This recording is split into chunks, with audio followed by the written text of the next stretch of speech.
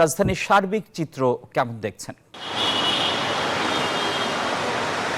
টিপু, আপনাকে ধন্যবাদ। আপনি যেমনটা বলছিলেন যে গতকালকের আন্দোলনের ফলে যে প্রভাব রাজধানীতে পড়েছিল, আজকে সেই অর্থে আমরা প্রভাব দেখছি না, কারণ আজকে যেহেতু সাপ্তাহিক ছুটির দিন হওয়ার কারণে কিন্তু ব্যক্তিগত গাড়ি এবং অন্যান্য গাড়ির চাপ তুলনামূলক কম। এবং আজকে সকাল পর্যন্ত এখন পর্যন্ত আমরা কোনো আন্দোলনের খবর পাইনি।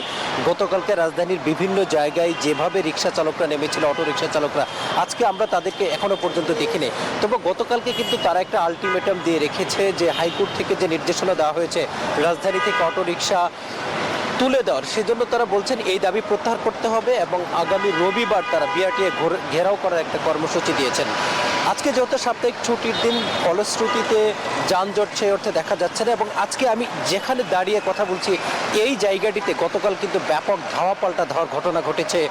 সেনাবাহিনী যখন বিক্ষোভকারীদের ছত্রভঙ্গ করতে যায়, তখন কিন্তু তারা উল্টো ইট পাটকেল নিক্ষেপ করে এবং একেবারে রণক্ষেত্র পরিণত হয়েছিল এই জায়গাটি। আজকে কিন্তু একেবারেই নিরুত্তাপ জায়গাটি এবং কোনো আন্দোলনকারী নেই। ফলশ্রুতিতে স্বাভাবিকভাবেই যাত্রীরা যেমন চলাচল করছে, যানবাহনও চলাচল করছে। তবে আমরা সাধারণ মানুষের সাথে কথা বলেছিলাম, তারা কিন্তু রীতিমতো ত্যক্ত এবং বিরক্ত।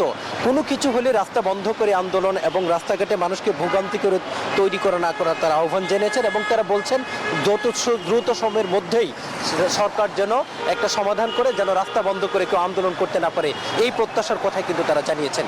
এই ছিল রাজধানী মহাখালী রেল ক্রসিং থেকে আমার কাছে সর্বশেষ তথ্য। মাজহার, আপনাকে ধন্যবাদ।